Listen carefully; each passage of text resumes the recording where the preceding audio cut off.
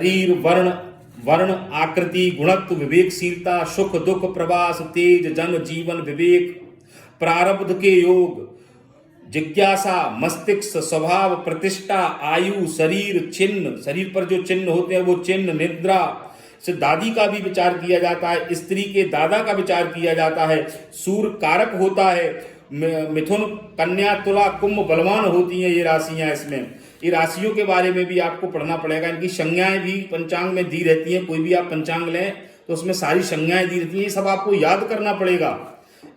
याद करोगे जब आपकी समझ में जल्दी आएगा। द्वितीय भाव से मैं आपको बता रहा हूं, धन, विवेक, दाहिना नेत्र, परिवार, कुटुंब, सुख, स्तर, विचार, गुणवत्ता, वचन, वाणी, विद्या, भोजन, सौंदर्य, यात्रा, कोश, लक्षाधिपति भाव, फणपर, खाना पीना, अभिरुचि तथा आकस्मिक धन के लाभ, लॉटरी आदि भी पक्ष द्वितीय भाव से देखा जाता है। उसी भाव को पकड़ा जाता है, उसके भाव को पकड़ा जाता है, उससे विचार किया जाता है। तृतीय भाव जैसे बहन, भाई, मूल, अभिरुचि, पराक्रम, साहस, हाथ, कान, महत्वाकांक्षा, नौकर, सुख दुख, हस्ताक्षर, मित्रता, रहन सहन, ये सब चीजें देखी जाती है। मैं आपको बताऊंगा तो बहुत सारा टाइम लगेगा, तो ये चीज आपको सब याद करना। उसके बाद आप ग्रहों की दृष्टियों का फल कैसे समझोगे। भाव बलवान है या कमजोर है। यदि भाव बलवान है तो उस भाव से संबंधित आपको जितने भी फल मिलेंगे वो आपको पॉजिटिव फल मिलेंगे।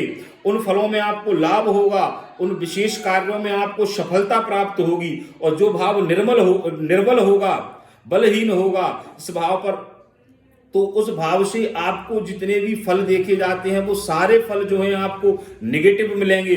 और उस भाव से संबंधित जो बातें विचार की जाती हैं उन सब बातों में आपको कहीं ना कहीं दिक्कतें ही जीवन में आएंगी। तो आज के लिए बस मैं इतना ही बता रहा हूं आपको। कल मैं आपको राशियों की संज्ञा और राशियों की चर्चा पे बताऊंगा। आप भाव के बारे में समझिए। आपको अगर समझ में कोई चीज नहीं आती है तो आप मुझसे प्रश्न कर सकते हैं। भाव के विषय पे कोई भी प्रश्न आपको करना है तो वो प्रश्न मुझे करें आप। तो इसी को लेकर मैं आज के लिए बस इतना ही, क्योंकि ज्यादा मैं आपको बताऊंगा तो फिर आपके ऊपर से निकलेगी, आपकी समझ में नहीं आएगा। इसलिए आप भाव समझिए। और जब मैं अपने और वीडियो लेते लाता जाऊंगा, सीरियल से सिखाता जाऊंगा आपको, तो फिर मैं राशियों की चर्चा करूंगा, ग्रहों की चर्चा करूंगा। तो कल मैं भावेश और कारक की भी चर्चा करूंगा आपसे। तो आप पहले भाव को समझें। जब तक आप भाव को नहीं समझेंगे जब तक क्या समझेंगे। अब मैं आपको एक कुंडली ले लेता हूं। जैसे कोई पत्रिका धनु लग्न की पत्रिका है, धनु लग्न की पत्रिका यानी 9 नंबर आएगा पहले घर में। आप समझो 9 नंबर पहले घर में आएगा।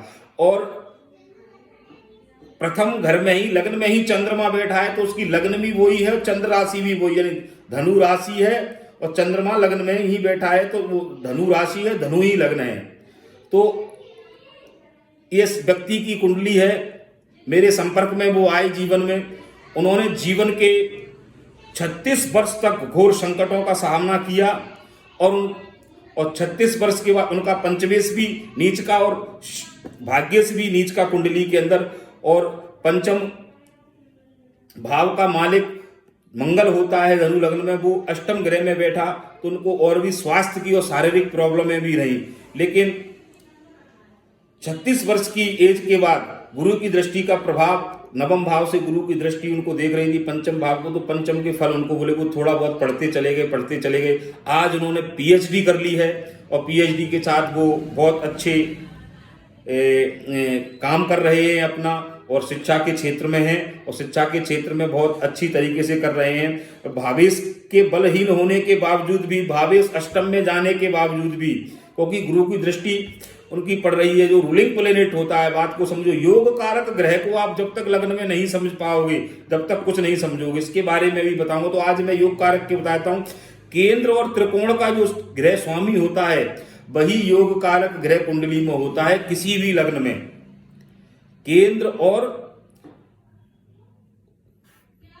त्रिकोण का जो स्वामी होता है वो, केंद्र आप समझ गए 1 4 7 10, 1 4 7 10, और त्रिकोण 1 5 9। ये समझो ये भाव हैं, एक भावों की बात कर रहा हूं मैं।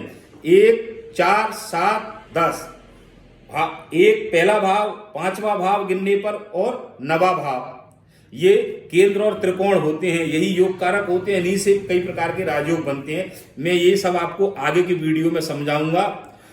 आज भगवान विष्णु के चरणों में नमन करते हुए इतना साथियों, आज एकादशी का व्रत है तो थोड़ा आज हमने वीडियो कम बनाया है, कल से हम वीडियो ज़्यादा बनाएंगे।